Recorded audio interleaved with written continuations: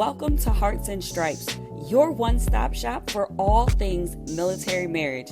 I hope our discussions and interviews equip you with the tools to start or grow a beautiful marriage as we address the benefits and challenges of MILF marriage. I believe life's most precious moments are worth celebrating, so I'll help you design your marriage blueprint in alignment with your core values.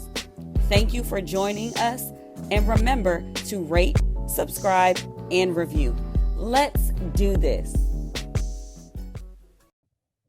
Hello, everyone, and welcome to Hearts and Stripes. I'm your host, Bree Carroll, and I just want to take the time to say thank you for joining another episode of Hearts and Stripes podcast season 2. So today it is just me. I'll be chatting with you guys as I kind of unpack some of my thoughts when it comes to going into 2021. And one of the big things that I have been thinking of as it relates to strengthening military marriages, and just kind of a concept or a running theme that continues to circle back around for me has been legacy. And we've talked about legacy a little bit in previous episodes. I believe it was with Dee Dee as we were talking about life insurance, but I really want to focus in more so on that concept of legacy from a different perspective. So, in thinking about legacy, if any of you have been following along with some of the things that I have been doing, that is the third leg of really what I am doing purpose work towards. The first leg of that is identity, that is ensuring that we are taking the time to do introspection, to get ourselves in a good place, in a healthy place, so that we can build upon a foundation of showing up as a whole person for ourselves before we can show up in any relationship with another person. So identity is the first leg of that. The second leg has been marriage. You've seen that through our interviews and our chats here on Hearts and Stripes, and you will continue to see that as I build out things that help strengthen marriage. I am the military marriage coach, and I am really excited to do work in seeing marriages thrive, not just exist, not just be mediocre, but truly thrive so that they can enjoy being in relationship with one another, having a teammate, and being able to do and enjoy this amazing life together, not just for themselves, but for other people too. And we talked about that. But legacy is that third leg that kind of goes beyond I am showing up as my best self. I am thriving in my relationship. And it takes two to make a thing go right. And there is strength and power in numbers, having that team, that two. And now that legacy portion thinks outside of just the couple. It thinks about the next generation. It thinks about your community. It thinks about those other uh, things that you affect in your relationship, that are outside of that relationship, or that will go on after that relationship has ended via death do us part. So, legacy is the focus for today. And I just want to jump in with legacy from this thought that I had. Many of you know that I actually was stationed at Barksdale Air Force Base for some time. That is in Shreveport, Bossier City, Louisiana area. And one of the things that has been in CE, I'll speak specifically from my CE experience, is a frustrating portion of maintaining that base is that it is historic, which means you have a whole organization that is set up to protect and to keep or sustain the elements that are historic to the base the way they are, so that it is something that we can appreciate and come back to, and just um, as a part of the Air Force history, right? So that's really a cool thing that they do that. But one of the things that you probably wouldn't realize that is protected in this historic nature of the base are the trees. If you ever go on Barksdale Air Force Base, you will go into that main drive, and it is tree lined. and it's beautiful. It's a really beautiful picture as you drive in, and there are mature trees on either side all the way down this long drive. And it is very thoughtfully done. And when I say it's thoughtfully done, I first was discouraged a little bit, because it's like, darn it, we can't even, bring down trees without getting certain approvals and things, because we want to make improvements on the base. But the reality is, every tree that was planted out there started with just a seed, right? And to take it a step further, not just the seed, let's not just start at the seed, but it started with a plan. It started with maybe a landscape architect or someone who was doing the planning, the base planning, or maybe city planning in those days. They probably wore similar hats. They planned out how the spacing even of planting these trees should look. And in just having that small seed, when they planted it, they were doing that with the end goal that someday they would see this tree line drive that we get to enjoy now. Now, the people who did that then are not living at this point, but the seed that they planted and the intentionality of the plan to structure it in that way has been beautiful. It's something that we get to see, we get to enjoy.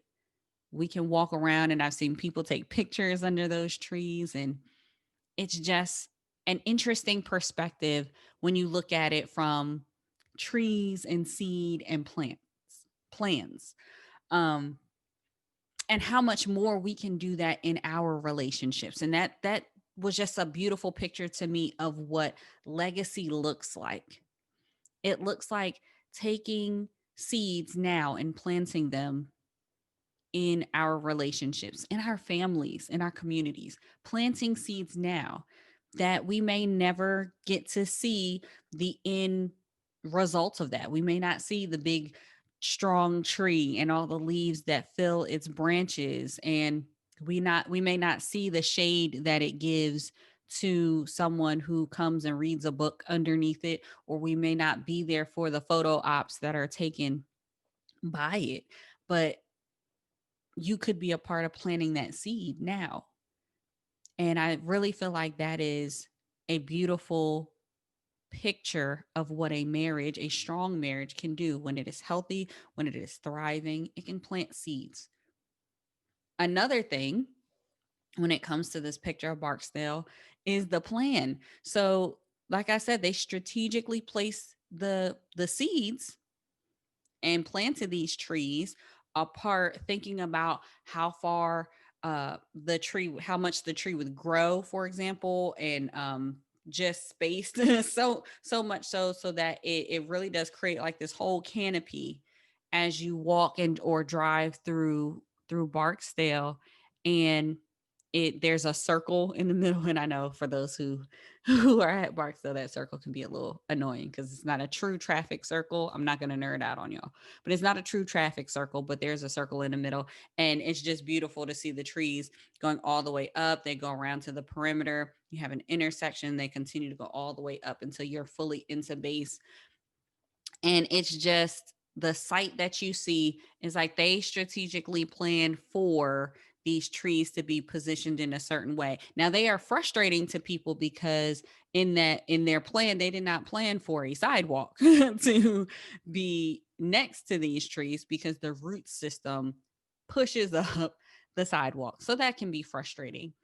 But the thing that I do want to focus in on is when it comes to your marriage, to your relationship, you can be putting in place a plan for your family, for the next generation, for your community. And yeah, there may be adjustments that are made further down the line, but they are grateful that that you started them on track. It's not like they had to start with seed or with no plan and trying to figure out how to make it work. You started with a plan in mind, with an end goal in mind. And over time, the plan develops and grows to where you can see this end result, which is a tree line drive in this particular example. In our marriages, when it comes to our finances, I think of the plan that comes with a legacy and leaving a legacy. And that's been a big focus for our household, House Carol, if you will. It has been a big focus for us because we've realized that money is just a tool. It is a tool. It's not good or bad.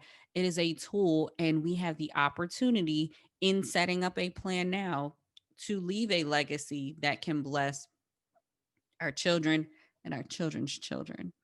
And that's really exciting to think of. Another opportunity how marriages can set up a legacy with a plan is through a business, through property, through being able to pass something down to the next generation. I know I have some people who listen who are authors. That's another awesome way that you can pass something down to the next generation. And even with your faith, let's talk about that for a little bit. We talked about finances. Now let's talk about faith.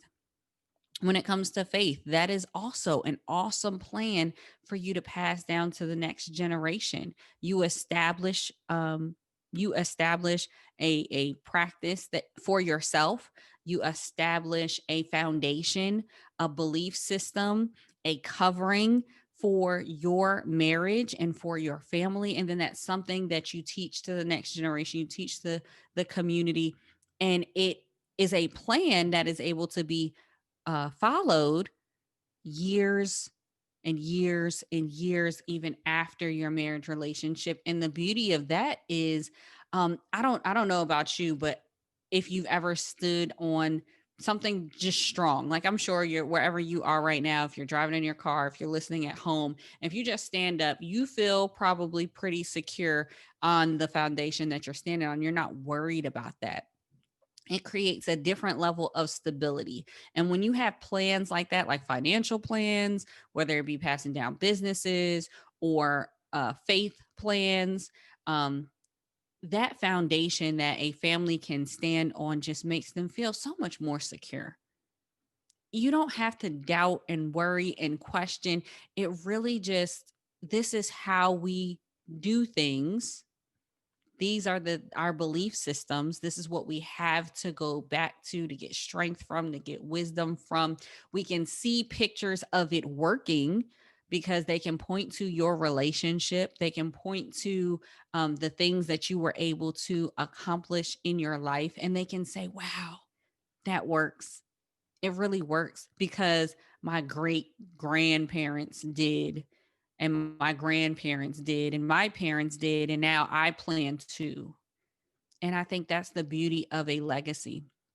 And even in our community too, I think it's goes beyond even wealth or money and faith and beliefs. I think it also goes into how we treat people. That can be a plan legacy that you leave. It absolutely can. Are you kind to those around you? Are you caring for those who are in need, for those who are the least of them? Are you caring for them? How are you caring for them? That can be something that is a plan that is put in action. I know several families, as we prepare for the holiday season, it tends to be a season where people give and they do different activities that gets the entire family involved. I know a friend of mine, she always goes to like a soup kitchen with her family and she feeds the homeless. That's a plan, that's a tradition that is passed down that they continue to do year after year that they look forward to doing, and it blesses a community. That's a plan. That's a way of leaving a legacy through a plan as well. So I hope you take the time to kind of think through as you enjoy this holiday season, the legacy that you're leaving in your relationship, in your marriage. Think about that legacy. Think about those who are impacted by your relationship thriving. It could be children. It doesn't have to be children, though. I know there are some couples who listen who don't have children, and there's nothing wrong with that. Your relationship can still bless other people, whether you know it or not, whether you have kids or not. There's a young airman, there's a young soldier, there's someone who is looking up to you in your example, and you can leave a legacy for them. through your finances, through your faith, through your actions and charitable giving, through your example. That's how you can leave a legacy in your community. It's so important. And I think I think about the legacy that we have the opportunity to enjoy now. It's a great one. At Barksdale, it's the tree lines. It's that tree line drive. We get to enjoy that. But on a bigger scale, the freedoms that we're able to enjoy. It's a legacy that was left to those who served far before we decided to to serve in any capacity, right? It's a honor to continue that legacy and be a part of that, as whether you're the serving spouse or if you are the spouse that's holding it down and you're not in a service capacity. It's a legacy that we get to continue,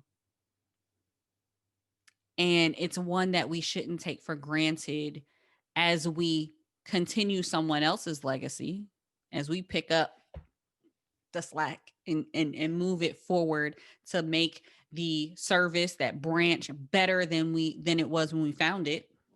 We also need to look at, in our personal lives, in our marriages, how can we pick up what the previous generation handed to us and make it better. Maybe we're intentional excuse me, maybe we're intentional about caring for one another, showing affection. Maybe we're more intentional about speaking each other's love languages. And just to say that it matters. It really does matter. And I'll give you an example of that before I wrap up. And it's my daughter, Aubrey. She is on this kick when it comes to marriage these days. And I think it's because she's been home a lot due to the pandemic, and she's just been watching a whole lot of Disney and the princesses, and everybody gets married at the end and kisses. So her definition of being married is kissing. And we're going to ride that wave out for a little bit, just because we get to keep telling her that she can't get married until she's much older, which means she can't kiss anybody until she's much older. So for right now, it's working okay. But when it comes to her, she sees, she watches us, she watches how we interact as a couple, my husband and I. And it's because she's interested in what marriage is and what it means and what it looks like. She asks us little questions. And just yesterday, she asked my spouse, Daddy, why are you married to mommy? And I was like, oh, let's see what kind of answer we get out of this one. And my husband he always answers so well. But he just said, um, because I love mommy and she makes me laugh and she's my best friend. And I just watched my daughter just kind of look and just absorb all of these messages. And I think about the fact that my husband was saying these things to her, but through our actions, through our interaction, we also show that to her, because she's seen daddy love and give hugs and kisses to mommy and vice versa.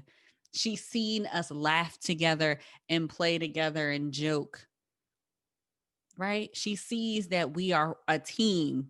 We're on the same team. They try to pin us against each other, but we are on the same team, and that we are truly one another's best friends. And I think that is probably the proudest legacy that I have to leave to her right now. And we're continuing to plant new seeds in her mind of what a healthy relationship can look like, because that's not necessarily the pictures that we all have had, right? But it's our responsibility to take and be good stewards of what we have now, our relationships now, so that we're planting more seeds for the future, and that we're being intentional. We have a plan. We're directing those seeds where they need to be planted, so that years from now, they can have a harvest. They can be a tree. They can be financial wealth and well being for the next generation, for our community. It's so important. And I think it's something that we just go through life not really thinking about. And here recently, it's been on my heart. So I just wanted to bring it to your attention to share that with you and to challenge you to think about your legacy. Think about what you are doing now, what seeds you're planting now that will impact someone else even after your relationship is done, you are no longer here. What legacy are you leaving? What big picture are you starting to draw that you may not be able to finish, but because the work is so big and someone else can continue that work moving forward? That's what we do in the service, right? That's what we're doing in the armed forces right now. We haven't achieved all the things that those who have come before us wanted to see in how we interact and engage as different nations. Peace, or establishing different collaborations and connections on a world scale. We haven't gotten to that yet. But our forefathers had a vision, they had a plan, and they planted seeds. And I'm saying now it's not too early or too late for us to start doing the same things.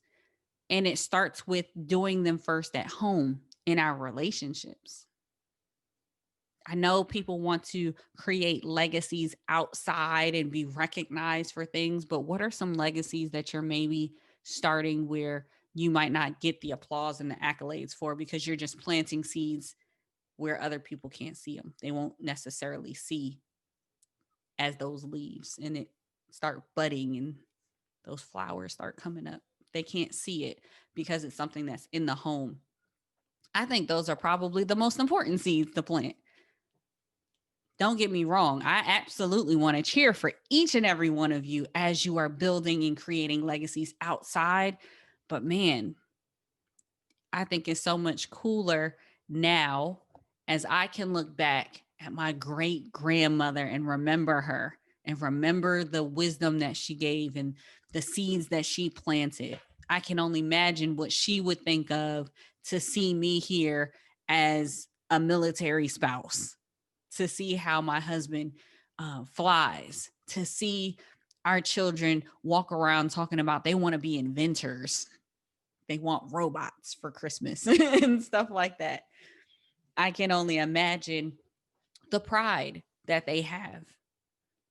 But it took them planting a seed and doing what they could to water and nourish it. And then it's left to the next group to water it a little more. And because of them, I can look back and I can say that I'm grateful and I'm thankful for those who have come before. Even in this national space, this climate of social injustice, there's still a lot of work to do. But I'm so grateful for those who planted the seeds years ago, who sacrificed years ago so that I could learn to read and write, so that I could vote, so that I can get an engineering degree, so that I can go to an HBCU. I'm just speaking of my story, but I know you have something that you can relate to and you can tie to. And I hope it encourages you to think about the legacy and the things that you are doing right now for whoever will come next. How are we making the world better today? What are we doing today in our individual lives and in our marriages that will make a lasting legacy for those who are to come after us? I hope this episode motivates you to think about different ways that you can make an impact. That's your EYS for this episode. Your EYS is to simply think about your legacy, what you'll be known for in your family. And doesn't have to be a grandiose thing, but what are you helping to make better in the world? And think about your legacy personally for your family as well when it comes to finances, faith.